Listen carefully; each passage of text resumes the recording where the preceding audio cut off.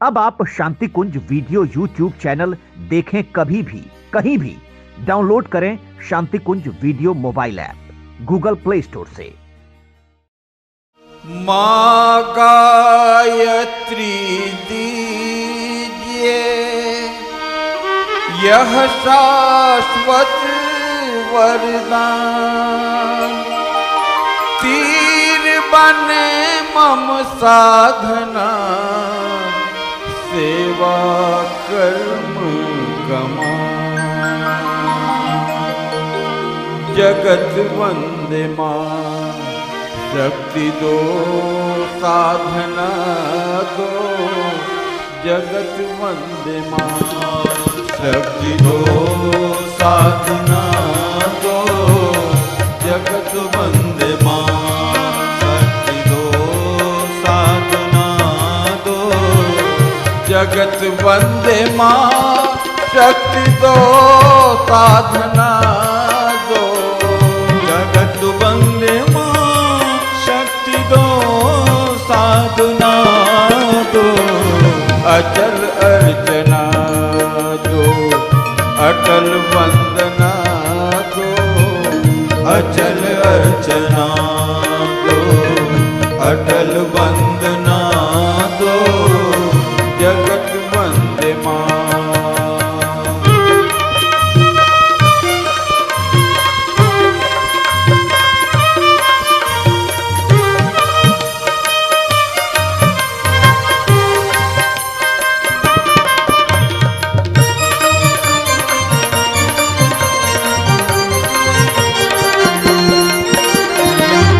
हमें भक्ति दो सर्वदा प्रेम मंडित, हमें भक्ति दो सर्वदा प्रेम मंडित, हमें ज्योति दो वह सदा जो अखंडित, हमें ज्योति दो वह सदा जो अखंडित।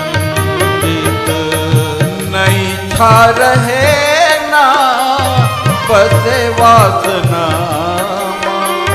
नई इच्छा रहे ना बसे वासना, तुम्ही में मगन मन यही कामना दो, तुम्ही में मगन मन यही कामना दो, जगत वंदे मां।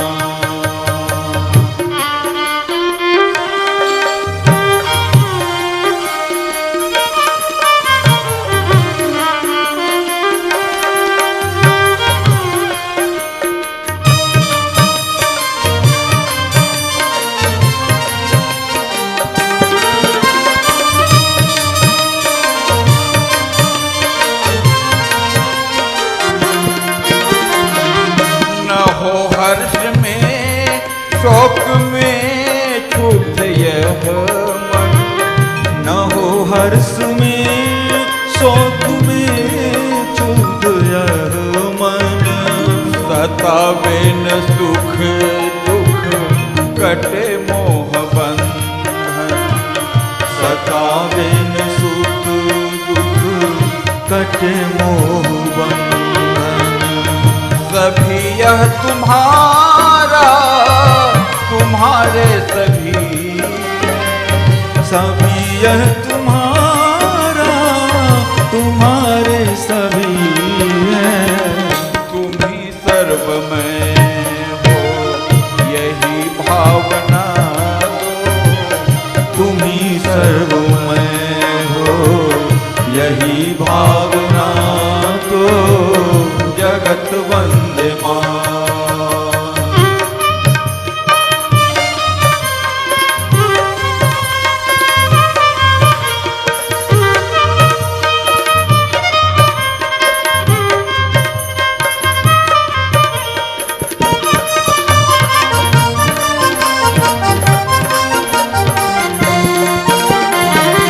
कभी काम की कल्पना न कपाए, कभी काम की कल्पना न कपाए,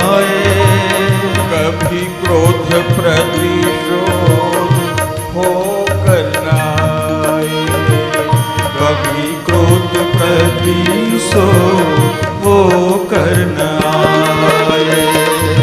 जले राग की आग में मन मेरा, जले राग की आग में मन मेरा, यही धारणा दो, यही भावना दो, यही धारणा दो, यही भावना दो, जगत वंदे मां।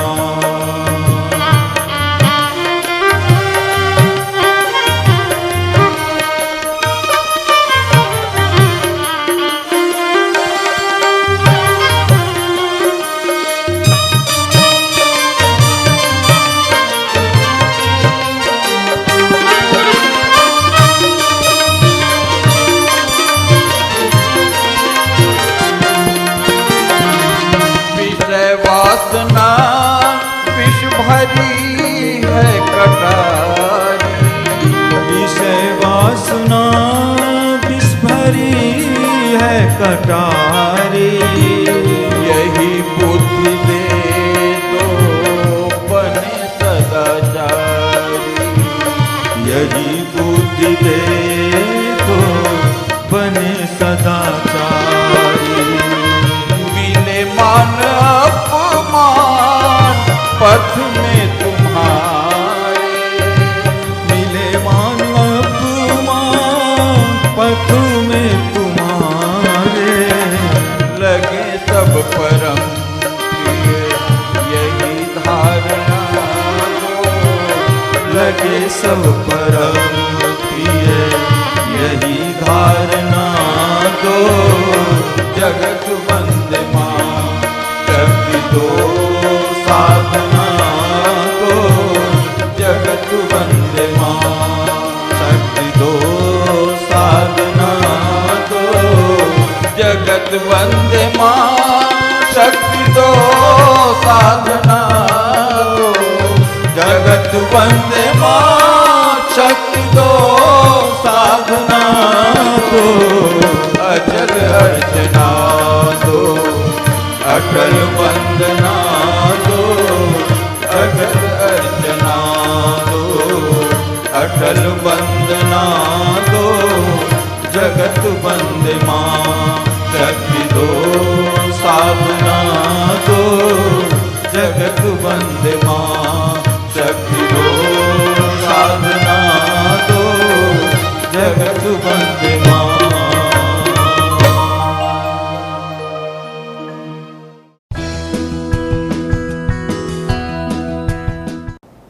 यहाँ बैठे और पूरे आश्रम में जहाँ कहीं भी बैठे हुए हैं सभी हमारे आत्मीय परिजनों, देवी स्वरूपा बहनों, देवतुल्य भाइयों, श्री रामचरितमानस में श्री राम वचनामृत का प्रसंग चल रहा है।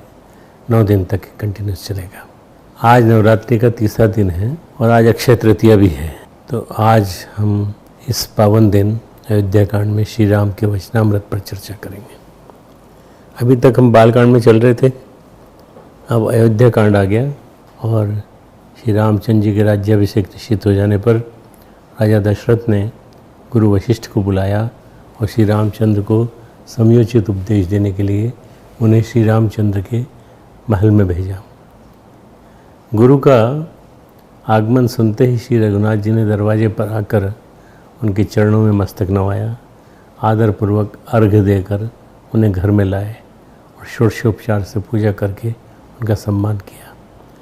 उस ज़माने की परंपरा है ये कितनी भारतीय संस्कृति प्रधान परंपरा। गहे चरण सिय सहित बहोरी, बोले राम कमल कर जोरी, सेवक सदन स्वामी आगमनु, मंगल मूल अमंगल दमनु। यद्यपि उचित जन बोली सप्रीति, पठिए न काज नाथ असी नीति, प्रभुता तजी प्रभु किनी सनहूँ, मयो पुनित आज यह गेहूँ। गुरु वशिष्ठ जी बोल रहे हैं अपने शिष्य से, अपने राजकुमार से, आयुसु होई सो करो गोसाई, सेवक लहे स्वामी सेवकाई। आप जिस पर्पस से आए हैं, जिस उद्देश्य से आए हैं, उसको मुझे बताइए। फिर दोहा है, मुनि स्नेह साने वचन, मुनि रघुवरई प्रशंस, राम कसन तुम कहो अस, हंस बंस अवतंस। ये नवा दोहा है। श्री रामचंद्र जी ने सीता जी सहित गुरु वशिष्ठ के चरण स्पर्श किए और कमल के समान दोनों हाथों को जोड़कर अति विनम्रतापूर्वक श्री राम जी यह वचन बोले, यद्यपि सेवक के घर स्वामी का पधारना मंगलों का मूल और अमंगलों का नाशक है, तथापि हे नाथ, उचित तो यही था कि प्रेम पूर्वक दास को ही कार्य करने के लिए बुला भेजते, ऐसी ही नीति है। परंतु प्रभु, आपने प्रभुता छोड़कर स्वयं यहाँ पधार कर जो स्नेह किया, इससे आज यह घर पवित्र हो गया। हे गोसाई, अब आप जो आज्ञा हो वो वही कहें, मैं करूँगा। स्वामी जी की सेवा में ही सेवक का लाभ है। श्री रामचंद्र जी के प्रेम में सने हुए वचनों को सुनकर मुनि वशिष्ठ ने श्री रघुनाथ जी की प्रशंसा करते हुए कहा, हे राम, आप ऐसा क्यों नहीं कहेंगे? अपने गुरु के साथ संबंध को स्वामी व सेवक का संबंध करके संबोधित करते हैं। अब राजकुमार हैं और राजा बनने वाले, इसलिए उनको संबोधित करते हैं और स्वयं को वही कार्य करने के लिए कहते हैं जो स्वामी की आज्ञा हो, यानी गुरु की आज्ञा हो। अब इसके पश्चात हम सीधे उतरते हैं श्री राम के कई संवाद पर। जब महारानी कैकेयी ने कोप भवन में जाकर महाराज दशरथ से अपनी प्रसन्नता हेतु मनोवांछित 2 वर मांग लिए, तो कैकेयी के 2 वर सुनकर महाराज दशरथ की अत्यंत बुरी हालत हो गई। किसी तरह राम राम रटकर उनकी रात कटी। सुबह होते ही मंत्री सुमंत्री जी द्वारा श्री राम को शीघ्र बुलवाया। जब श्री रामचंद्र जी ने राजा दशरथ की ये बुरी हालत देखी, तब उन्हें जीवन में पहली बार दुख हुआ। इससे पहले उन्होंने कभी दुख सुना भी नहीं था। सुखी सुख में पला था बचपन। ऐसे सुख दुख के समय में भी श्री राम जी ने अपना धैर्य नहीं खोया और न ही उनकी वाणी का स्वभाव बदला। तदपि धीर धरि समूह विचारी, पूछी मधुर वचन महतारी, मोहि कहूँ मात तात दुख कारण, करिय जतन जहीं होई निवारण। ये 39वां दोहा है। महाराज दशरथ की अत्यंत बुरी दिशा से अत्यंत दुखी होने के बाद श्री रामचंद्र जी ने समय का विचार करके और हृदय में धीरज धरकर मीठे वचनों से माता कैकेयी से पूछा, हे माँ, मुझे पिताजी के दुख का कारण कहिए, ताकि जिससे उनके दुख का निवारण हो, वह यत्न किया जाए। तब कैकेयी ने कहा, हे राम सुनो, सारा कारण यही है कि राजा का तुम पर अत्यधिक स्नेह है। उन्होंने मुझे 2 वरदान देने कहा था, मुझे जो अच्छा लगा वही मैंने मांगा। उसे सुनकर राजा के हृदय में शोक हो गया है, उसका निवारण हो, वह यत्न किया जाए, क्योंकि तुम्हारा संकोच नहीं छोड़ सकते। इधर पुत्र का स्नेह है, उधर वचन यानी प्रतिज्ञा। राजा इसी धर्म संकट में पड़ गए। यदि तुम कर सकते हो तो राजा की आज्ञा शिरोधार्य करो और उनके कठिन क्लेश को मिटाओ। उस समय कैकेयी बेधड़क बैठी ऐसी कड़वी वाणी कह रही थी, जिसे सुनकर स्वयं कठोरता भी अत्यंत व्याकुल हो उठी। श्री रघुनाथ जी को सब हाल सुनाकर वे ऐसे बैठी रही मानो निष्ठुरता ही। अब जब कोई आदमी इतने कठोर वचन बोलता है, उसकी भाषा, उसकी भावभंगिमा सब बदल जाती है, मानो निष्ठुरता ही शरीर धारण किए हुए हो। यद्यपि श्री रामचंद्र जी के जीवन में आने वाली यह पहली पारिवारिक प्रतिकूलता थी। उन्होंने कभी जीवन में देखा नहीं था। उन्होंने तीनों माँ का प्यार देखा था, उन्होंने अपने पिताजी का प्यार देखा था, स्नेह देखा था, पूरे घर में उनके लिए जो आदर था, स्नेह था, प्रेम था, वो देखा था। सबसे ज़्यादा स्नेह करने वाली माता कैकेयी पहली बार उनसे इतने कड़वे वचन बोल रही थी। फिर भी श्री रामचंद्र जी ने उनके वचनों का सम्मान किया और इसकी प्रतिक्रिया में किसी भी तरह के कड़वे वचन उनसे नहीं कहे, न कोई नीति की बात कही, न ही उन्हें कुछ भी समझाने का प्रयास किया। इस परिस्थिति के प्रति श्री रामचंद्र जी की क्या प्रतिक्रिया हुई, इस बारे में गोस्वामी तुलसीदास जी कहते हैं, मन मुस्काई भानुकुल भानु, राम सहज आनंद निधानु, बोले वचन विगत सब दूषण, मृदु मंजुल जनु बाग विभूषण। मैं बीच बीच में चौपाई इसलिए कहता हूँ ताकि आपको संदर्भ समझ में आ जाए।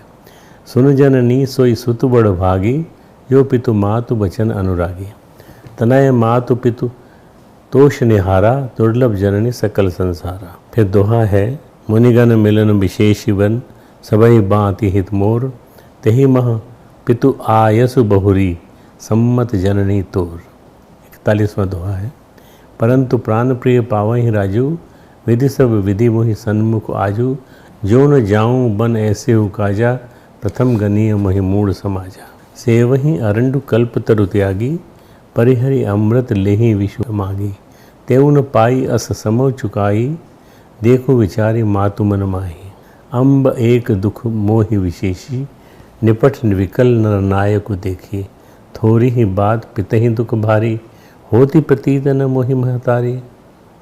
राउ धीर गुण उदरी अगाधु, भा मोहि ते कछु बड़ो अपराधु। जाते मोहि न कहत कछु राउ, राउ है न राजा। मोरी शपथ दो तो ही कह सत्य भाव। 41वां दोहा। सूर्यकुल के सूर्य स्वाभाविक आनंद निधान श्री रामचंद्र जी, जो मन में मुस्कुराकर सब दोष से रहित ऐसे कोमल और सुंदर वचन बोल रहे थे जो मानव वाणी के भूषण थे। हे माता, वही पुत्र बड़भागी है जो माता पिता के वचनों का अनुरागी है। आज्ञा पालन के द्वारा माता पिता को संतुष्ट करने वाला पुत्र है जननी, सारे संसार में दुर्लभ है। वन में विशेष रूप से मुनियों का मिलाप होगा, जिसमें मेरा सही प्रकार से, मैंने वो प्रसंग नहीं लाया यहाँ पर जहाँ उन्होंने वो जो 3 वर्ग की डिटेल बताई हैं, वो मैंने नहीं बताया, सबको मालूम है। मुनियों का मिलाप होगा जिसमें मेरा सही प्रकार से कल्याण है, उसमें भी फिर पिताजी की आज्ञा है। और हे जननी, तुम्हारी सम्मति है और प्राणप्रिय भरत राज्य पाएंगे। इन सभी बातों को देखकर प्रतीत होता है कि आज विधाता सब प्रकार से मेरे अनुकूल है। यदि ऐसे काम के लिए मैं वन को न जाऊँ तो मूर्खों के समाज में सबसे पहले मेरी गिनती करना चाहिए। देखिए भाषा जो है तुलसीदास जी की कितनी सुंदर है। जो कल्प वृक्ष को छोड़कर रेंड की सेवा करते हैं, वो जो अरंडी का पेड़ होता है ना, और अमृत त्याग कर विष मांग लेते हैं, हे माता तो मन में विचार कर देखो, ये महामूर्ख भी ऐसा, वे महामूर्ख भी ऐसा मौका पाकर कभी न चुकेंगे। हे माता, मुझे एक ही दुख विशेष रूप से हो रहा है और वो महाराज को अत्यंत व्याकुल और दुखी देखकर। इस थोड़ी सी बात के लिए पिताजी को इतना भारी दुख हो। हे माता, मुझे इस बात पर विश्वास नहीं होता, क्योंकि महाराज तो बड़े ही धीर और गुणों के अथाह समुद्र हैं। महादशरथ, अवश्य ही मुझसे कोई बड़ा अपराध हो गया जिसके कारण महाराज मुझसे कुछ कहते नहीं। तुम्हें मेरी सौगंध है माँ, तुम सच सच कहो। तब रानी कैकेयी श्री रामचंद्र जी का सकारात्मक रुख पाकर अपना कपटपूर्वक से स्नेह दिखाकर बोली, तुम्हारी शपथ और भारत की सौगंध है। मुझे राजा, तुम्हारी शपथ भारत की सौगंध है। सौगंध भी दे रहे हैं तो अपने जन्म की दिए हुए बेटे की दे रहे हैं। मुझे राजा के दुख का दूसरा कुछ भी कारण विदित नहीं है। हे तात, तुम अपराध के योग्य नहीं हो। तुमसे माता पिता का अपराध बन पड़े, यह संभव ही नहीं है। तुम तो माता पिता और भाइयों को सुख देने वाले हो। ये मीठे मीठे वचन बोल रही है और तुम माता पिता के वचनों के पालन में तत्पर हो। मैं तुम्हारी बलिहारी जाती हूँ। तुम पिता को समझाकर वही बात कहो जिससे चौथेपन यानी बुढ़ापे में इनका अपयश न हो। जिस पुण्य ने इनको तुम जैसे पुत्र दिया उसका निरादर करना उचित नहीं। यद्यपि इन वचनों में माता कैकेयी ने अपना कपटपूर्ण स्नेह दिखलाया, तथापि उन्होंने जाने अनजाने में ही सत्य वचन कहे कि तुम माता पिता और भाइयों को सुख देने वाले हो और माता पिता के वचनों के पालन में तत्पर हो, और तुमसे किसी को दुखी करने वाला कोई अपराध नहीं हुआ। उस समय तुलसीदास जी कहते हैं कि लागहि कुमुख वचन शुभ कैसे। 42वां दोहा है अयोध्याकांड का। मगह गयादिक तीर्थ जैसे, राम ही मातु वचन सब भाई, जिम सुर सरिगत सलिल सुहाय। कैकेयी के बुरे मुख में उनके द्वारा कहे गए शुभ वचन ऐसे लगते हैं जैसे मगध देश में गया आदि तीर्थ में, और श्री रामचंद्र जी को माता कैकेयी के द्वारा कहे गए सभी कड़वे वचन ऐसे अच्छे लगे जैसे गंगा जी में जाकर अच्छे बुरे सभी प्रकार के जल शुभ सुंदर हो जाते हैं। ये उपमाएं दी हैं उन्होंने बहुत सुंदर। श्री राम दशरथ संवाद, इतना प्यार करते थे, इतना प्रेम था, इतना स्नेह था राम के प्रति। राम बड़े थे और राम गुणों के सागर थे। शोक के वश में होने के कारण राजा कुछ कह नहीं पा रहे थे। बार बार श्री रामचंद्र को हृदय से लगाते हैं, मन में ब्रह्मा जी शिव जी को मनाते हैं जिससे श्री रघुनाथ जी वन को न जाएं। मन में भांति भांति से उनके वन न जाने के लिए विचार करते हैं, पर बोल ही नहीं पा रहे हैं। गोस्वामी तुलसीदास जी कहते हैं श्री रघुनाथ ने पिता के वश जानकर, प्रेम के वश जानकर और यह अनुमान करके कि माता जी फिर कुछ कहेंगी तो पिताजी को दुख होगा, इसलिए देश काल और अवसर के अनुकूल विचार कर विनीत वचन कहे। देश काल अवसर अनुसारी, बोले वचन विनीत विचारी। तात कहूँ कछु करऊँ डिठाई, अनुचित क्षमब जान लरकाई। अति लघु बात लागे दुख पावा, काहू न मोहि कही प्रथम जनावा। देखी गोसाई पूछी माता, सुनि प्रसंग भय शीतल गाता। मंगल समय स्नेह वश, सोच परिहरिय तात। आय सुदेहि हर्ष ही, कहीं पुल के प्रभु गात। धन्य जन्म जगती तल तासु, पितहि प्रेम प्रमोद चरित मुनि जासु। चाहि पदारथ करतल ताके, प्रिय पितु मातु प्राण समझाके। ये जो प्रसंग चल रहा है इसके बीच बीच में कुछ अलग अलग बातें आ रही हैं और इनको आप समझने की कोशिश करिएगा। आयुसु पाल जन्म फल पाई, एहि बेगी ओहूँ रजाई। विदा मातु सन आवऊँ मांगी, चली हूँ बनही बहुरी पग लागे। माता से विदा मांगता हूँ, फिर आपके पैर लग के प्रणाम करके मैं वन को जाता हूँ। हे तात मैं कुछ कहता हूँ, ढिठाई करता हूँ, इस अनुचित को मेरी बाल्यावस्था समझकर क्षमा कीजिएगा। इस अत्यंत तुच्छ बात के लिए आपने इतना दुख पाया। अरे छोटी सी बात है, वन जाना है तो मैं चला जाऊँगा, 14 साल के लिए कोई बात नहीं। मुझे किसी ने पहले कहकर ये बात नहीं जनाई, बताई नहीं। आपको इस दशा में देखकर मैंने माता से पूछा, उनसे सारा प्रसंग सुनकर मेरे सब अंग शीतल हो गए, मुझे बड़ी प्रसन्नता हुई। अब किसी को भी दंड मिले 14 साल जाने का बाहर जंगल में तो वो दुखी होगा, पर ये कह रहे हैं रामचंद्र जी मेरे सब अंग शीतल हो गए, मुझे बड़ी प्रसन्नता हुई। है पिताजी, इस मंगल के समय स्नेहवश होकर सोच करना छोड़ दीजिए और हृदय में प्रसन्न होकर मुझे आज्ञा दीजिए। मैं माता से विदा मांगता हूँ। ये कहते हुए प्रभु श्री रामचंद्र जी सर्वांग पुलकित हो गए। उन्होंने कहा, इस पृथ्वी तल पर उसका जन्म धन्य है जिसके चरित्र को सुनकर पिता को परम आनंद हो, जिसको माता पिता प्राणों के समान प्रिय हैं। उसकी मुट्ठी में चारों पदार्थ रहते हैं, धर्म अर्थ काम और मोक्ष उसकी मुट्ठी में रहते हैं। आपकी आज्ञा पालन करके और जन्म का फल पाकर मैं जल्दी लौट आऊँगा, अतः कृपया आज्ञा दीजिए। मैं माता से विदा मांग के आता हूँ। माता है ना, उनको जन्म देने वाली है। आपके पैर लगकर प्रणाम करके वन को चलूँगा। ऐसा कहकर श्री रामचंद्र निवास चल दिए। श्री राजा ने शोकवश कोई उत्तर नहीं दिया, लेकिन बहुत ही तीखी अप्रिय बात नगर भर में फैल गई। इतनी जल्दी ये पूरे पूरे पूरे अयोध्या में और पूरे राज्य में सब जगह ये बात फैल गई कि भगवान राम राज्याभिषेक में नहीं बैठेंगे और उसके बजाय वो अब वन में जाएंगे। इस बात को सुनकर नगर में सब लोग अत्यंत व्याकुल हो गए। अब आपको मैं सीधे ले जाता हूँ श्री राम कौशल्या संवाद। माता कौशल्या को मनाने व उनसे वन जाने हेतु आज्ञा लेने के लिए जब श्री रामचंद्र उनके पास गए तब वे इन सब बातों से अनजान थे, उनको नहीं मालूम था ये सब बातें। वे तो श्री रामचंद्र जी के राज्याभिषेक की बात से अत्यंत प्रसन्न थी।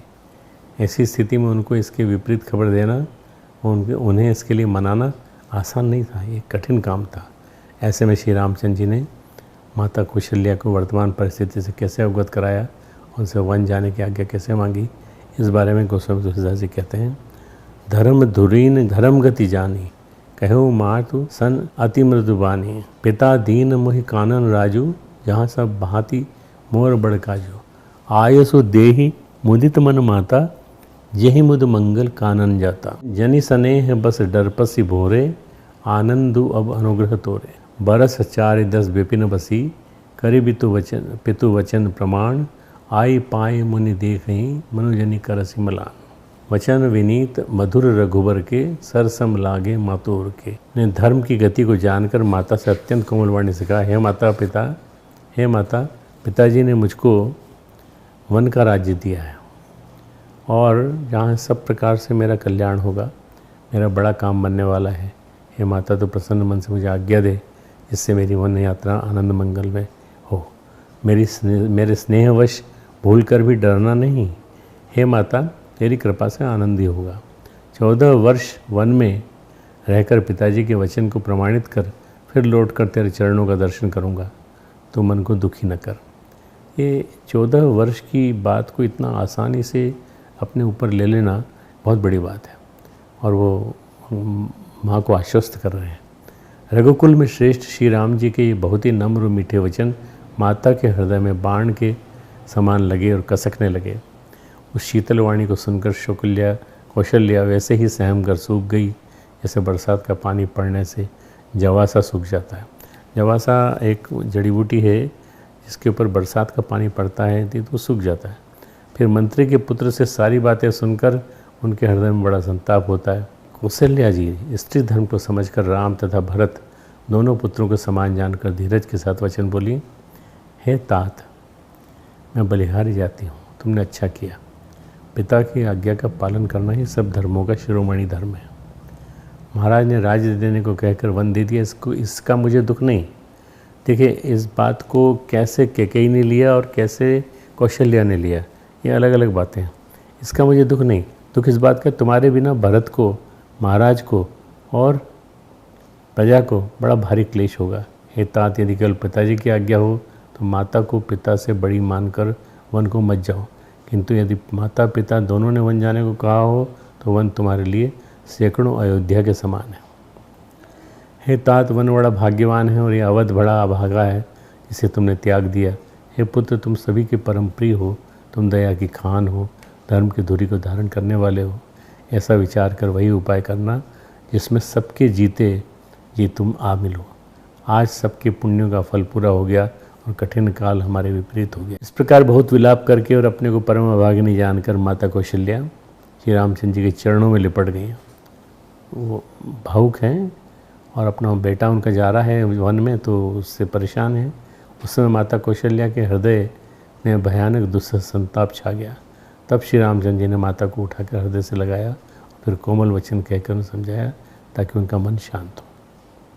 इस तरह श्री रामचंद्र जी ने माता कौशल्या को अत्यंत नम्र और मीठे वचनों द्वारा अत्यंत कोमल व शीतल वाणी से समझाया ताकि उन्हें अपने इस पुत्र के वनगमन जाने का दुखद समाचार सुनकर भी दुख व कष्ट न हो, अपितु उनका मन शांत और सहज हो। अगला प्रसंग है श्री राम जानकी संवाद, क्योंकि अब भगवान राम को जानकी को मनाना है, भाई तुम मत जाओ, तुम जाओगे वन तो बड़ा परेशानी होगी, तुम यहाँ सेवा करो। उसी समय सीता जी भी श्री रामचंद्र जी के वन गमन का समाचार सुनकर व्याकुल हो गई और सास के पास जाकर उनके चरण कमलों की वंदना करके सिर नीचा करके बैठ गई।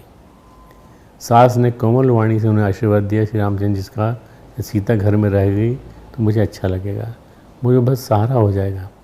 तब माता के प्रिय वाणी सुनकर श्री रामचंद्र जी जानकी को समझाते हैं। गोस्वामी तुलसीदास जी कहते हैं, कही प्रिय वचन विवेकमय कीनी मातु परितोष, लगे प्रबोधन जानकी प्रगट विपिन गुण दोष। विवेक में प्रिय वचन कहकर श्री रामचंद्र जी ने माता कौशल्या को हर तरह समझाया व उन्हें संतुष्ट किया। फिर वन के गुण दोष प्रकट करके वो जानकी जी को समझाने लगे। मातु समीप कहत सकुचाही, बोले समो समुझ मन माही, राजकुमारी सिखावनु सुनहु, आन भांति जिय जन कछ गुनहु, आपन मोर नीक जो चहूँ, वचन हमारे मान गृह रहूँ। हमारा वचन मानो और घर में रहो। क्या करोगे तुम जाके हमारे साथ जंगल। आयसु मोर सासु से उकाई, सब विधि भामिनी भवन भलाई। हर तरह से भलाई इसी में कि तुम यहाँ रह के सास ससुर की सेवा करो। यही ते अधिक धर्म नहीं दूजा, सादर सासु ससुर पद पूजा। जब जब मातु करें सुधि मोरी, जब मुझे याद करेंगी होई प्रेम विकल मति भोरी। तब तब तुम कहीं कथा पुरानी, सुंदरी समझाए मृदुबानी, कहूँ सुभाए सपथ सित को ही, सुमुखी माँ तो हित राखूँ तो ही। दोहा है, गुरु श्रुति सम्मत धर्म फलु, पाई बिनहि कलेश, हठ बस सब संकट सहें, गालव नहुष नरेश। अब ये इस दोहे का अर्थ समझा देता हूँ कि माता के सामने श्री रघुनाथ जी सीता जी से कुछ कहने में सब कुछ आते हैं, पर मन में यह समझ कर कि यह समय ऐसा ही है, बोले हे राजकुमारी मेरी सिखावन सुनो।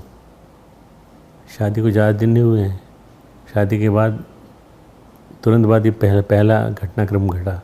मन में कुछ दूसरी तरह से न समझ लेना। जो अपना और मेरा भला चाहती हो तो मेरा वचन मानकर घर पर रहो। हे भामिनी, मेरी आज्ञा का पालन होगा, सास की सेवा बन पड़ेगी, घर रहने में सही प्रकार से भलाई है। आदरपूर्वक सास ससुर के चरणों की पूजा यानी सेवा करने से बढ़कर दूसरा कोई धर्म नहीं है। जब जब माता मुझे याद करेंगी और प्रेम से व्याकुल होने के कारण वे अपने आप को भूल जाएंगी, हे सुंदरी तब तब तुम कोमल वाणी से मेरी पुरानी कथाएं कह के इनको समझाना। हे सुमुखी, मुझे सैकड़ों सौगंध है, मैं यह स्वभाव से कहता हूँ कि मैं तुम्हें केवल माता के लिए घर पर रखता हूँ। मैं अपनी माता की खातिर तुमको घर पर रख रहा हूँ। मेरी आज्ञा मानकर घर पर रहने से और गुरु और वेद के द्वारा गुरु सम्मत आचरण, धर्म सम्मत आचरण करने से फल इसका तुमको बिना ही क्लेश के मिल जाएगा। किंतु हठ के वश होकर गालव मुनि और राजा नहुष आदि सब ने संकट से हैं। ये पुरानी कथाएं हैं राजा नहुष के, वीर गालव मुनि की, जिन्होंने हठ धर्मिता से काम किया तो उनको संकट से है। मैं पुनि करी परिप्रवान पितुबानी, बेगी फिरब सुनु सुमुख सयानी। दिवस जात नहीं लागे ही बारा, इन दिनों में ज़्यादा समय नहीं लगेगा। सुंदरी सिकवन सुनो हमारा, जो हठ करो प्रेम बस बामा। हे वामा, है मेरे बाएं अंग वाली महिला, मेरी पत्नी, तो तुम दुखु पाऊ परनामा। काननु कठिन भयंकर भारी, घोर घामु हिम बारी बयारी। कुस कंटक मग कांकर नाना, चरप पयादेह बिनु पत्राणा। बिना पाँव के चप्पल के पैर चलोगी, कंटक कांटे होंगे, कंकड़ होंगे। चरण कमल मृदु मंजू तुम्हारे, मार्ग अगम। तुमने अभी तक कभी ऐसा कष्ट कर तुमने जीवन ही नहीं देखा। मार्ग अगम भूमिधर भारे, कंदर खोह नदी नद नारे। अगम अगाध न जाहि निहार, भालू बाघ वृक केहरी नागा। करहि नाद सुनि धीरज भागा। उनकी आवाज़ सुन के धीरज चला जाता है। भूमि शयन बल कल बसन, आसनु कंद फल मूल। ते की सदा सब दिन मिले ही, सबुई समय अनुकूल। हे सुमुखी, हे सयानी, सुनो, मैं भी पिता के वचन को सत्य करके शीघ्र ही लौटूंगा। 14 साल होते ही कितने हैं, देखते देखते देर नहीं लगेगी। हे सुंदरी, हमारी यह सीख सुनो। हे वामा, यदि प्रेमवश हट करोगी तो तुम परिणाम में दुख पाओगे। वन बड़ा कठिन है, वह क्लेशदायक है, भयानक है, और वहाँ की धूप, जाड़ा, वर्षा और हवा सभी बड़े भयानक हैं। जब चलते हैं तो तकलीफ़ देते हैं। रास्ते में कुछ कांटे और बहुत से कंकड़ हैं, उन पर बिना चप्पल या जूते के तुम पैदल चलना होगा। तुम्हारे चरण कमल कोमल और सुंदर हैं, और रास्ते में बड़े बड़े दुर्गम पर्वत हैं। पर्वतों की गुफाएं, खोह, नदियाँ, नद और नाले ऐसे अगम्य और गहरे हैं कि उनकी ओर देखा तक नहीं जाता। रीछ, सब कल्पना से बोल रहे हैं, पर एक बार होके आए हैं जंगल अपने छोटे भाई के साथ, जब गए थे वो, तो इसलिए उनको जो स्मृति है वो बता रहे हैं। रीछ, बाघ, भेड़िए, सिंह और हाथी ऐसे भयानक शब्द करते हैं कि उन्हें सुनकर धीरज भाग जाता है। ज़मीन पर सोना, पेड़ों की छाल के वस्त्र पहनना और कंद मूल फल का भोजन करना, ये सब तुमको करना पड़ेगा। और वे भी क्या सब दिन मिलेंगे? सब कुछ अपने समय के अनुकूल ही मिल सकेगा। जैसे जैसे समय होगा वैसे वैसे अपने को जो मिलेगा वो अपन पहनेंगे, वो करेंगे। नर आहार रजनी चरचरहीं, कपट वेश विधि कोटिक करहीं। लागई अति पहार कर पानी, विपिन विपत्ति नहीं जाई बखाने। ब्याल कराल विहग वन घोरा, निश्चर निकल नारी नर चोरा। नरपय धीर गहन सुधियाए, मृगलोचनी तुम भीरु सुभाए। हंस गवनी तुम नहीं बन जोगू, सुनी अब जसु मोहि देह लोगू। मानस सलिल सुधा प्रतिपाली, जिये की लवन वयोधि मैराली। नव रसाल बन बिहरन सीला, सोह की कोकिल विपिन करीला।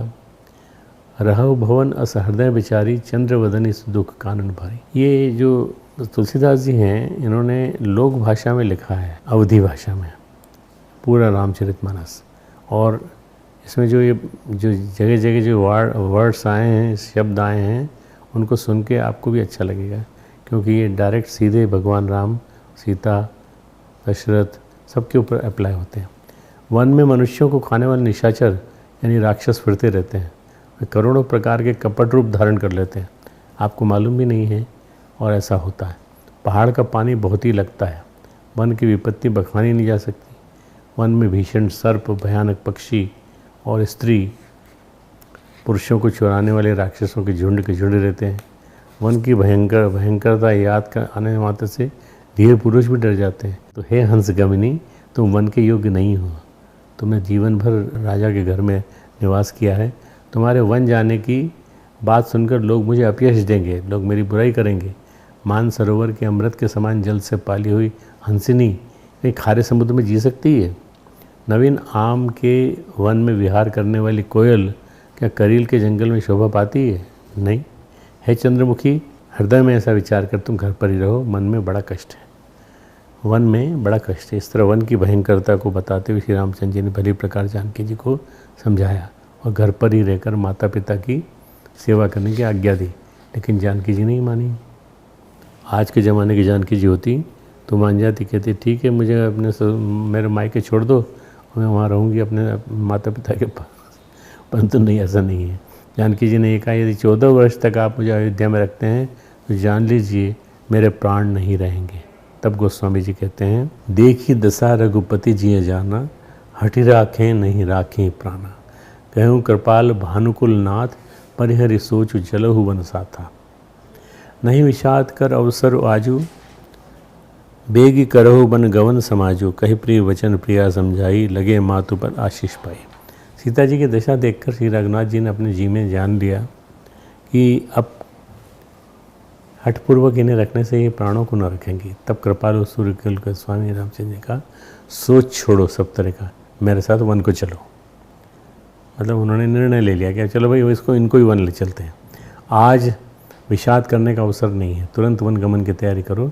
इस तरह श्री रामचंद्र जी ने प्रिय वचन कहकर प्रियतमा को समझाया सीता जी को, वे माता के पैरों लगकर आशीर्वाद प्राप्त किया। इस तरह श्री रामचंद्र जी ने अपने मधुर व स्नेहपूर्ण संवाद से माता कौशल्या को मनाया और उनसे वन जाने की आज्ञा प्राप्त की तथा जानकी जी को भी समझाया, लेकिन उनके न मानने पर उन्हें अपने साथ वन ले जाने के लिए तैयार हो गए। श्री राम लक्ष्मण संवाद। अब ये जो अगला संवाद है, श्री राम जानकी फिर राम लक्ष्मण।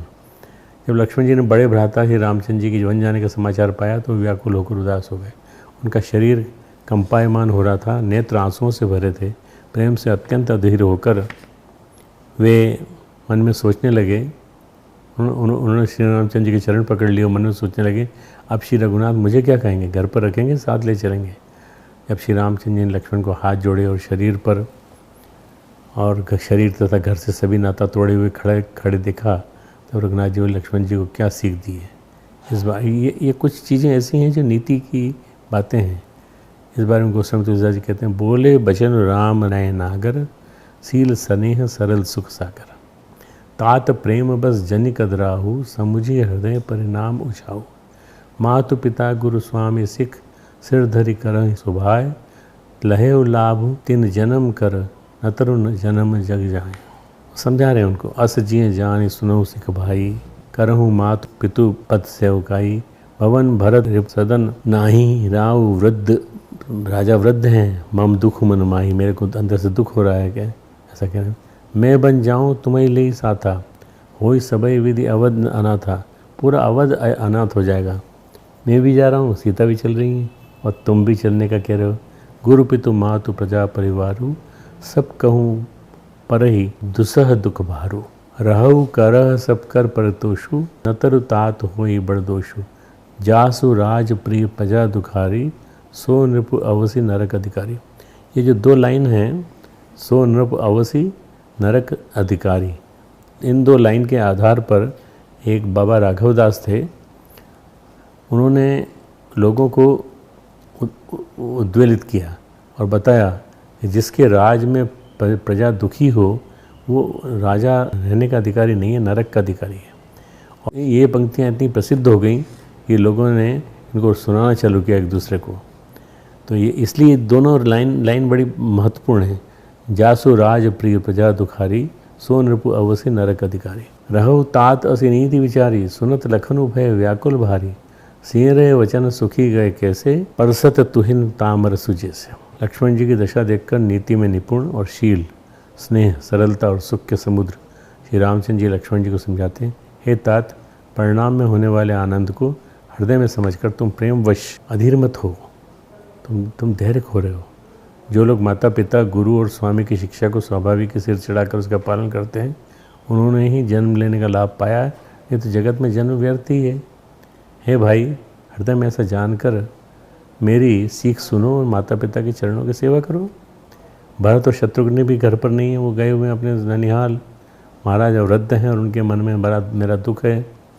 इस अवस्था में मैं तुमको साथ लेकर जाऊं तो अयोध्या से सभी प्रकार से अनाथ हो जाएगी। गुरु पिता मात माता, प्रजा और परिवार सभी पर दुख का दुस्सह भार उठ आ पड़ेगा। अतः तुम यही रहो, सबका संतोष करते रहो, नहीं तो हे तात बड़ा दोष होगा। जिसके राज्य में प्यारी प्रजा दुखी रहती है वह राजा अवश्य ही नरक का अधिकारी होता है। हे तात, ऐसी नीति विचार कर तुम घर पर रह जाओ। यह सुनते ही लक्ष्मण जी बड़े व्याकुल हो गए। इन शीतल वचनों से वो कैसे सूख गए, जैसे पाले के स्पर्श से कमल सूख जाता है। उपमाएँ इतनी बढ़िया बढ़िया हैं, पाला लगते ही कमल सूख जाता है। तो समझा रहे हैं भगवान राम। बड़े भ्राता श्री राम के वचन सुनकर लक्ष्मण जी कुछ उत्तर नहीं दिए। वो व्याकुल होकर उनके चरण पकड़ लिए और कहा कि हे नाथ, आप मुझे छोड़ ही दें, तो मेरा क्या वश है। मैं तो प्रभु के स्नेह में पला हुआ छोटा बच्चा हूँ, छोटे भाई हैं। हे नाथ, और बहुत प्रिय हैं। हे नाथ, स्वभाव से कहता हूँ कि आप विश्वास करें कि मैं आपको छोड़कर गुरु, पिता, माता किसी को नहीं जानता। हे स्वामी, हे दीनबंधु, मेरा सब कुछ आप है, तुम ही सब कुछ हो। आप धर्म और नीति का उपदेश तो उसको करना चाहिए जिसे कीर्ति, विभूति या सदगति प्यारी है, किंतु जो मन, वचन और कर्म से आपके चरणों में प्रेम रखता हो, हे कृपा सिंधु, क्या वह भी त्यागने योग्य है। तब दया के समुद्र श्री रामचंद्र जी ने भाई के कोमल और नम्रता के वचन सुनकर और उन्हें स्नेह के कारण डरे हुए जानकर हृदय से लगाकर समझाया और कहा, मांगहु बिदा मातु संजाई, आवगहु बेगी चलहु बन भाई। मुदित भये सुनि रघुबीर बानी, भयउ लाभ बढ़ गई बड़ी हानि। 72वां दोहा। हे भाई, जाकर माता से विदा मांगाओ और जल्दी वन को चलो। मतलब अब आर्ग्यू करने से कोई फ़ायदा नहीं। अब तुमसे मैं तर्क करूं और ये समझाऊं, तुम नहीं समझोगे, क्योंकि तुम्हारा मेरे प्रति बहुत विशेष प्रेम है। जल्दी वन को चलो। रघुकुल में श्रेष्ठ श्री राम जी की वाणी सुनकर लक्ष्मण जी आनंदित हो गए। बड़ा मानो बड़ी हानि दूर हो गई, बड़ा लाभ हुआ। इस तरह श्री रामचंद्र जी ने लक्ष्मण जी को समझाने में कोई कसर नहीं छोड़ी। हर वो कारण बताया जिसके कारण अयोध्या में रहना चाहिए। लेकिन जब उन्होंने लक्ष्मण जी के प्रति अपने प्रेम व समर्पण को देखा तो उन्हें अपने साथ चलने के लिए मना नहीं कर पाए। इससे यह बात स्पष्ट होती कि श्री रामचंद्र जी का हृदय बड़ा ही कोमल है। वे अपनों को बड़ा दुखी नहीं देख सब पाते, उनके दुख को दूर करने का यथासंभव प्रयत्न करते हैं, उपाय करते हैं ताकि उनके परिजनों को दुख न हो, अपितु प्रसन्नता हो। इसके साथ वे अपना कर्तव्य पालन भी उतनी दृढ़ता से निभाते हैं, मन की कोमलता को अपने कर्तव्य पर हावी नहीं होने देते। अब अगला संवाद है श्री राम और प्रजा का संवाद। प्रजा भी खड़ी हुई है बाहर, महल के बाहर, वो भी चिल्ला रही जोर जोर से, हम राम को नहीं जाने देंगे, हम राम को नहीं जाने देंगे। उन्होंने कहा, अच्छा कही प्रिय वचन सकल समझाए, विप्र वृंद रघुबीर बुलाए। वन गमन हेतु अयोध्या से विदा होते समय श्री रामचंद्र ने द्वार पर एकत्र सभी अयोध्यावासियों को प्रिय वचन कहकर समझाया। याचकों को दान और मान देकर संतुष्ट किया, मित्रों को पवित्र प्रेम से प्रसन्न किया। दास दासियों को बुलाकर उन्हें गुरुजी को सौंपकर हाथ जोड़कर बोले, हे गोसाई, इन सब की माता पिता के समान देखरेख करते रहिएगा। 12 बार जोरी जुग पानी, कहत राम सन मृदुबानी। सोई सब भांति मोर हितकारी, जेहिते रहे भुआल सुखारी। माँ तो सकल मोरे बिरही, जेहि न होए दिगुदीन। सो उपाय तुम करे हो सब, पुरजन परम प्रवीण। ये 80वां दोहा है अयोध्या कांड का। श्री रामचंद्र जी बार बार दोनों हाथ जोड़कर सबसे कोमल वाणी कहते, मेरा सब प्रकार से हितकारी मित्र वही होगा जिसकी चेष्टा से महाराज सुखी रहे। हे परम चतुरपुरवासी सज्जनों, आप लोग सब वही उपाय करें जिससे मेरी सब माताएं विरह के दुख से दुखी न हो। इस प्रकार श्री रामचंद्र जी ने सबको समझाया और हर्षित होकर गुरु जी के चरण कमलों में सिर नवाकर गणेश जी, पार्वती, कैलाशपति महादेव को बनाकर तथा आशीर्वाद पाकर श्री रघुनाथ जी वन की ओर चले। अब जो अगला प्रसंग है वो है श्री राम सुमंत्र संवाद। सुमंत्र जो हैं वो उनके मंत्री हैं, वो उनको छोड़ने जाएंगे, पर वो इतना सुन के ही कि मेरे को ये अप्रिय कार्य करना पड़ेगा, धर्म का उपदेश उनको सुनना जरूरी है। वनगमन हेतु जब मार्ग में शृंगेश्वरपुर आया, ये जहाँ से गंगा नदी को पार करके वन में जाना था, तब श्री राम के साथ आए हुए मंत्री सुमंत्र ने महाराज का संदेश उन्हें सुनाया। हे महाराज, हे नाथ, मुझे कौशलनाथ दशरथ जी ने ऐसी आज्ञा दी थी कि तुम रथ लेकर श्री राम के साथ जाओ उन्हें वन दिखाकर गंगा स्नान कराकर दोनों भाइयों को तुरंत लौटा लाओ। मतलब बात भी हो जाएगी कि वन चले गए और वन से वापस भी ले आओ। सब संशय और संकोच को दूर करके लक्ष्मण राम सीता को घुमा फिरा कर ले आना। वन विहार भी हो जाएगा, वन घूम भी लेंगे। इस समय में महाराज ने कहा था अब आप जैसा कहें मैं कह रहा हूँ। इस प्रकार विनती करके वे श्री रामचंद्र जी के चरणों में गिर पड़े और बालक की तरह रो दिए। मंत्री हैं और बहुत प्रिय हैं दशरथ को, और कहा हे तात कृपा करके वही कीजिए जिससे अयोध्या अनाथ न हो। तब श्री राम जी मंत्री सुमंत्र को उठाकर उसे धैर्य बंधाते हुए समझाते हैं, मंत्र ही राम उठाई प्रबोधा, तात धर्म मत तुम सब सोधा। शिवि दधीच हरिचंद नरेसा, सहे धर्म हित कोटि कलेसा। रंति देव बलि भूप सजाना, धर्म धरेव सही संकट नाना। भगवान राम जो हैं अपनी बात कह रहे हैं कि भाई आप समझने की कोशिश करो। धर्म दूर सत्य समाना, आगम निगम पुराण बखाना। मैं सोई धर्म सुलभ करी पावा, और तजे तीहूँ पुर अपजस छावा। संभावित कहूँ अपजस लाहू, मरण कोटि सम दारुण दाहू। तुम संतात बहुत का कहूँ, त्यों उतरू फिर पातक लहूँ। दोहा है 95 नंबर का। पितु पद गही गही कोटि नति, विनय करप कर जोरी। चिंता कवनी बात के, तात करिए जनि मोरी। तुम पुनि पितु सम अति हित मोरे। मैं आप मेरे पिता के समान हितैषी हैं। विनय करूँ तात कर जोरे, सब विधि सोई कर्तव्य तुम्हारे। दुख न पाओ पितु सोच हमारे। हे तात आपने धर्म के सभी सिद्धांतों को छान डाला है। शिवी दधीची और राजा हरिश्चंद्र ने धर्म के लिए करोड़ों कष्ट सहे थे। बुद्धिमान राजा रंतिदेव और बलि बहुत से संकट सहकर भी धर्म को पकड़े रहे। यानी उन्होंने अधर्म का आश्रय नहीं लिया, धर्म का परित्याग नहीं किया। वेद शास्त्र और पुराणों में कहा गया है कि सत्य के समान कोई दूसरा धर्म नहीं है। मैंने उस धर्म को सहज पा लिया है। इस सत्य रूपी धर्म का त्याग करने से तीनों लोकों में अपयश छा जाएगा। प्रतिष्ठित पुरुष के लिए अपयश की प्राप्ति करोड़ों मृत्यु के समान है, भीषण संताप देने वाली। हे तात मैं आपसे अधिक क्या कहूँ, लौट कर उत्तर देने में भी पाप का भागी होता हूँ। आप जाकर पिताजी के चरण पकड़कर करोड़ों नमस्कार के साथ ही हाथ जोड़कर विनती करिएगा, हे तात आप मेरी किसी बात की चिंता न करें। आप भी पिता के समान ही मेरे बड़े हितैषी हैं। समझाने की कोशिश है, हर चीज़ समझाने की। सुमंत को समझा रहे हैं कि हे तात मैं हाथ जोड़कर आपसे विनती करता हूँ कि आपका भी सब प्रकार से वही कर्तव्य है जिसमें पिताजी हम लोगों की सोच में दुख न पाए। श्री रामचंद्र जी और सुमंत्र का संवाद सुनकर निषाद राज कुटुंबों सहित व्याकुल हो गए। निषाद राज वहीं खड़े हैं गंगा तट पर। हमने थोड़ा आगे बढ़ा दिया इसको क्योंकि आपको समझ में आ जाए पूरा प्रसंग। फिर लक्ष्मण जी ने कुछ कड़वी बातें कहीं, लेकिन प्रभु श्री रामचंद्र जी ने उसे बहुत ही अनुचित जानकर उनको कहने से मना कर दिया।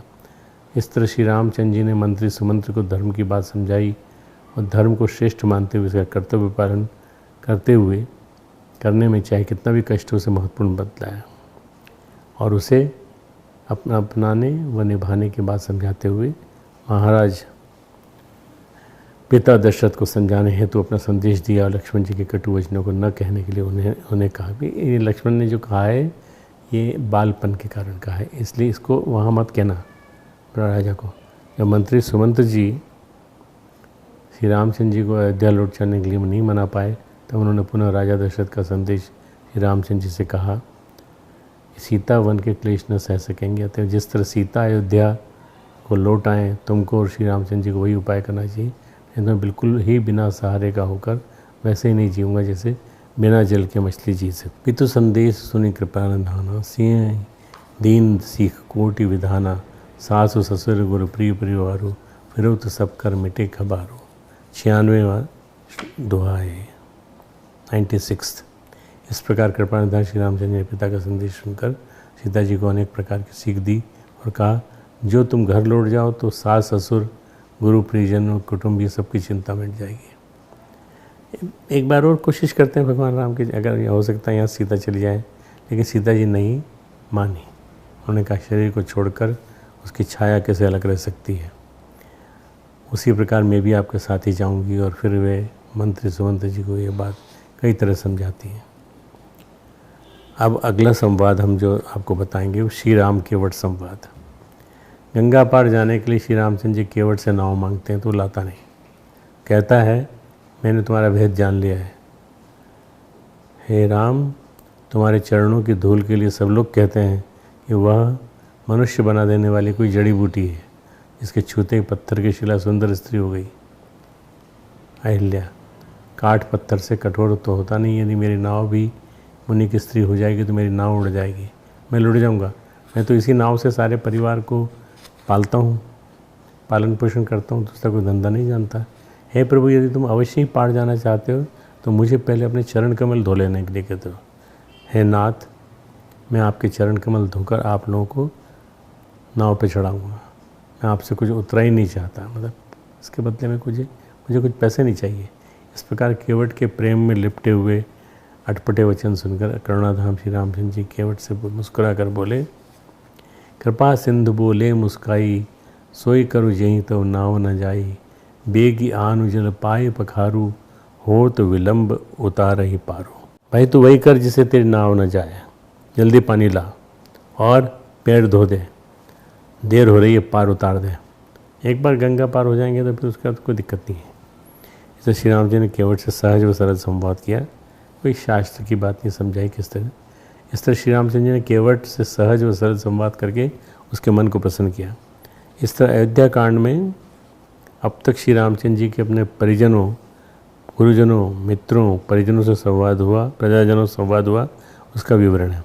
इन संवादों से स्पष्ट है श्री रामचंद्र जी अपने परिजनों से किसी तरह का विवाद नहीं चाहते, अपितु संवाद करते हैं। विवाद नहीं चाहते, संवाद करते हैं। ये बड़ों की आज्ञा मानते हैं, छोटों को बहुत स्नेह करते हैं, मित्रों और प्रजाजनों से भी परम प्रिय वचन बोलते हैं। वे किसी का दिल नहीं दुखाते, न ही किसी को अपशब्द कहते हैं, न ही अपने प्रियजनों से कठोर वचन कहते हैं। अपनी बात को भली प्रकार समझाने के लिए मधुर वचनों का ही प्रयोग करते हैं, जो दूसरों के सुनने में मन को भाएं। वे दूसरों के बहकावे में किसी प्रकार नहीं आते, अपने कर्तव्य पालन में अडिग रहते हैं। यद्यपि सीता जी को वन की भयंकरता समझाने के लिए उन्होंने वन का भयानक स्वरूप प्रस्तुत किया, लेकिन उन्होंने अपनी वाणी को कठोर नहीं किया। यद्यपि सीता जी को मनाने के साथ उन्होंने अयोध्या में रहने के लिए श्री रामचंद्र ने बहुत प्रकार से समझाया, वहाँ रहने की आज्ञा दी, लेकिन जब उन्हें यह लगा कि उनके बिना सीता प्राणविहीन हो जाएंगी, तब उन्हें अपने साथ वन ले जाने के लिए सहज तैयार हो गए। इसी तरह लक्ष्मण जी के लिए कि मनोदशा को भली भांति जानकर उन्हें भी अपने साथ ले चलने के लिए तैयार हो गए। इसका मतलब ये नहीं कि उन्हें अयोध्या की चिंता न रही। उन्होंने जाने से पहले अयोध्या की पूरी सुरक्षा की जिम्मेदारी इसके योग्य लोगों को सौंप दी और मित्रों, प्रजाजनों को भली प्रकार के समझाते हुए कोमल वचन कहे, मेरा सब प्रकार से हितकारी मित्र वही होगा जिसकी चेष्टा से महाराज सुखी रहे, और मेरी सब माताएं मेरे विरह के दुख से दुखी न हों। अयोध्या कांड में कहे गए श्री राम वचनामृत में पारिवारिक संरचना को सुदृढ़ बनाने के सभी सूत्र हैं। अब यहाँ थोड़ा मैं समरी कह रहा हूँ उसकी, कि परिवार कैसा बनना चाहिए, परिवार कैसा होना चाहिए, ऐसा होना चाहिए। विपरीत स्थितियों में परिवार प्यार व सहकार का मंदिर बन सकता है। इस सच का प्रबोध भगवान श्री राम के वचनों में है, इसलिए हम आपको सुना रहे हैं ताकि श्री राम के वचनों से हम अपने परिवार को मजबूत बना सकें। श्री राम के प्रेरक वचनों से प्रेरित होकर अपने को प्रेरक व्यक्तित्व के रूप में गढ़ने ढालने वाले एक गुरु समर्थ रामदास की कथा यहाँ हम सुनाते हैं आपको। हर दिन, प्रत्येक दिन आपको अंत में एक कथा हम आपको सुनाएंगे। तो आज जो है समर्थ गुरु रामदास के बचपन का नाम नारायण था। जब ये 5 वर्ष के थे तब उनका उपनयन संस्कार हुआ। बचपन में बड़े उद्यमी थे, पेड़ों पर चढ़ना, एक डाल से दूसरी डाल पर जाना और एक पेड़ से दूसरे पेड़ पर कूदना, पहाड़ों पर तेज चढ़ना उतरना, उछलना कूदना, ये सब करते थे। लिखना, पढ़ना, हिसाब लगाना और नित्य का ब्रह्म कर्म उन्होंने बहुत जल्दी सीख लिया था। सूर्यदेव को ये नित्य 2000 नमस्कार किया करते थे। आप कल्पना कीजिए कि सूर्य नमस्कार 2000 बार। 8 वर्ष की अवस्था में इन्होंने श्री हनुमान जी को प्रसन्न किया और श्री रामचंद्र जी के दर्शन पाए। श्री रामचंद्र जी ने स्वयं इन्हें दीक्षा दी, इनका नाम रामदास रखा। जब ये सूर्यदेव को ये रामदास जी जो हैं इस सदी के हैं और भगवान राम जो हैं वो सतयुग के हैं। तो भगवान राम प्रकट हुए और उन्होंने उनको आशीर्वाद दिया। श्री रामचंद्र जी ने स्वयं दीक्षा दी, इनका नाम रामदास रखा। जब ये 12 वर्ष के हुए तब इनके विवाह की तैयारी हुई। विवाह मंडप में वर वधू के बीच अंतर पट डालकर ब्राह्मण लोग मंगलाचरण के श्लोक बोलते हैं। दूल्हा दुल्हन सावधान, सावधान हो जाओ भाई। पहले मंगलाचरण के पीछे सब लोग जब शुभ लग्न सावधान बोले तब रामदास जी सचमुच सावधान होकर वहाँ से ऐसे भागे कि 12 वर्ष तक फिर घर के लोगों को पता ही न लगा कहाँ गए। वहाँ से 3 कोस पर गोदावरी नदी थी, उसे तैर कर पार किया रामदास जी ने और किनारे किनारे पैदल चलकर वे नासिक पहुँचे। पंचवटी में इन्हें भगवान श्री रामचंद्र जी के फिर दर्शन हुए। उस अवसर पर रामदास जी ने एक करुणा दशक द्वारा बड़ी करुणापूर्ण वाणी में प्रभु की विनय की। तत्पश्चात नासिक के समीप टापली नाम का गांव था, वहाँ जाकर एक गुफा में रहने लगे। वहाँ पर उन्होंने 13 अक्षर श्री राम मंत्र का पुरस्चरण हुए। श्री राम जय जय राम 13 अक्षर राम मंत्र का पुरस्चरण आरंभ किया। पुरस्चरण समाप्त होने पर दर्शन देकर नित्य तीर्थों की यात्रा करने की आज्ञा दी। 12 वर्ष तक तपस्या की और 12 वर्ष तीर्थ यात्रा करके श्री समर्थ, उनका नाम पड़ गया था समर्थ गुरु रामदास। आज्ञा अनुसार कृष्णा नदी के तट पर आए और माहौली क्षेत्र में जब रहने लगे तो बड़े बड़े संत इनसे मिलते, इनके साथ सत्संग करते। इनके जीवन की कई ऐसी घटनाएं हैं जो इन्हें एक सिद्ध महात्मा प्रमाणित करती हैं। समर्थ गुरु रामदास द्वारा रचे गए अनेक प्रसिद्ध ग्रंथ हैं। एक ग्रंथ है दासबोध, जिसे मैंने पूरा पढ़ा है और इससे पता चलता है कि भगवान समर्थ गुरु रामदास कितने विद्वान थे। उनकी विद्वत्ता को प्रमाणित करते हैं, इनके भक्तिपूर्ण हृदय को उजागर करते हैं। बात सिर्फ जीवन व तपस्या की नहीं है, उनके वचनों द्वारा दिए जाने वाले प्रबोध की है। समर्थ गुरु रामदास के उद्बोधन से ही प्रबुद्ध होकर छत्रपति शिवाजी महाराज ने महाराष्ट्र में स्वराज्य की नींव रखी। शिवाजी महाराज जो थे वो उनको अपना गुरु मानते थे और जिसका बाद में विस्तार हुआ छत्रपति शिवाजी महाराज के व्यक्तित्व को तराशने वाले समर्थ गुरु रामदास महाराज जी थे, जिन्होंने उस अंधकार भरे युग में प्रकाशमान नवयुग का प्रवर्तन किया। आपको मालूम होगा कि मुस्लिम लोग वहाँ नहीं जा पाए थे दक्षिण में, और विशेष रूप से जहाँ श्री शिवाजी महाराज का व्यक्तित्व था वहाँ उनका प्रभाव भी नहीं था। इन्होंने संध्यारे युग में प्रकाशमान नवयुग का प्रवर्तन किया। भगवान श्री राम के वचन हैं ही ऐसे जो युग युगांतर तक नवयुग का प्रवर्तन करें, कि भावभूमि तैयार करते हैं। आज भी हम सब श्री राम के वचनों से प्रेरित होकर स्वयं को परिवर्तित कर सकते हैं। आज की बात यहीं पर समाप्त। हमारे YouTube चैनल शांति कुंज वीडियो गायत्री परिवार को सब्सक्राइब करें एवं बेल आइकन जरूर दबाएं ताकि गायत्री परिवार की विभिन्न गतिविधियों की जानकारी आपको मिलती रहे।